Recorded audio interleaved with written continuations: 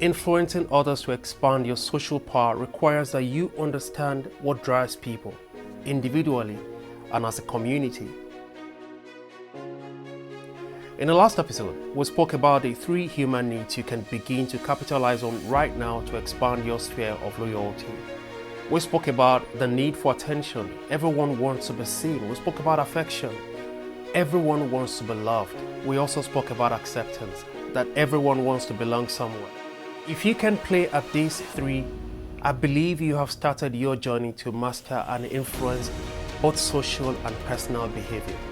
And this will incredibly be valuable on your way to expanding your social power. But as powerful as these 3 needs are at shaping behaviors, they are not as powerful as this next motivation I want to speak about. This motivation. You see, it's like the mother of all motivations. It has been exploited in history by kings to rally others to subdue empires, and has been used by priests to bring people to redemption. So tapping into this motivation is a sole concept behind why businesses design an elaborate customer service culture, which costs them a lot of money anyways, but the gain is worth it in the end. You see, when businesses design strategy, their focus is to subtly exploit this motivation. And a business that does better at exploiting this motivation has the loyalty of the customers. You also find political leaders tapping into this motivation to form the backbone of their campaign.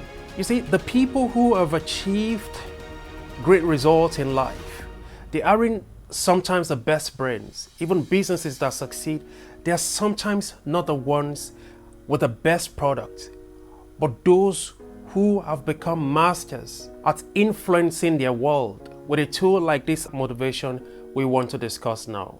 So, to become a master at achieving your ambition, you must master how to use this motivation to influence others and win their cooperation. But now the question is, what is this motivation? It's our need for superiority. Humans are hardwired to want to overcome their inferiority. They want to feel equal or superior to others. You see, we spend a few minutes with each other after meeting after a long time, and it's a battle of who is better than who. You hear things like, oh, the company I work for has just been rated number 1 on the market. Subconsciously, what this person is communicating is, I work in a company that is probably better than yours. And the friend could subconsciously counter with something that makes her even feel better than a friend. Like, my son won an award for best student in mathematics.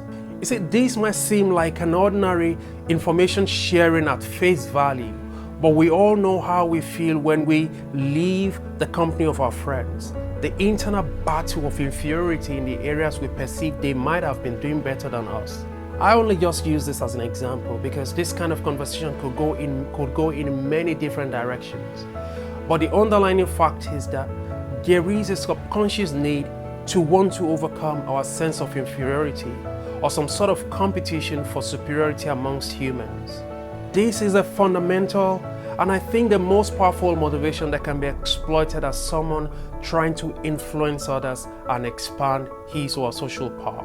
You see, a few people have exploited this to the extreme in history, like in Nazi Germany when Hitler declaimed that the Aryan race was a superior race and he would put the existence of other races at his own mercy. We see Donald Trump exploited this also when he demonized the Muslims and the Latinos in 2016 campaign and throughout his entire presidency to rile up his base. But we have counterexamples in history where same motivation has been tapped into. We saw how Martin Luther King Jr. fought to overcome the perceived inferiority of the black race. We saw how Gandhi and Mandela tapped into this also. Jesus even made the Gentiles feel equal to the Jews in the sight of God. A business like Apple exploits this also.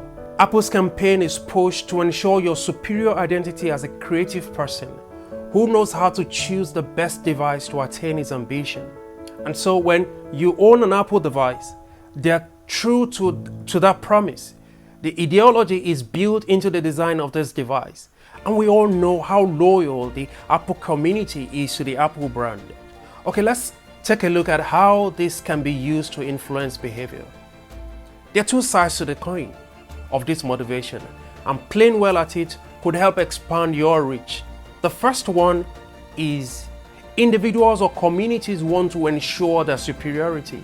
The second one, or the second side of the coin, is that they want to feel equal to those they consider superior. So you see, we want to belong to an exclusive club, or we don't want to feel inferior to people we perceive to be part of an exclusive club.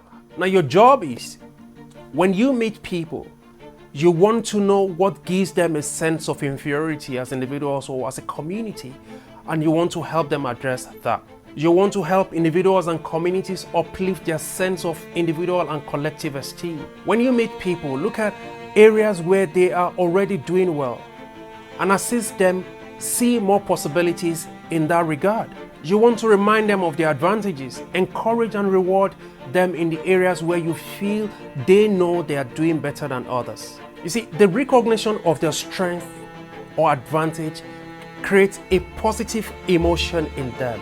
And we all want to be where we feel good most times. And where they feel good will be around you. Help them create channels like products and services that assist them translate their struggles to success. You want to help them reframe. A lot of people were raised with limiting ideologies that make them feel inferior. Coach them out of that mindset. Help them see the world in a new light.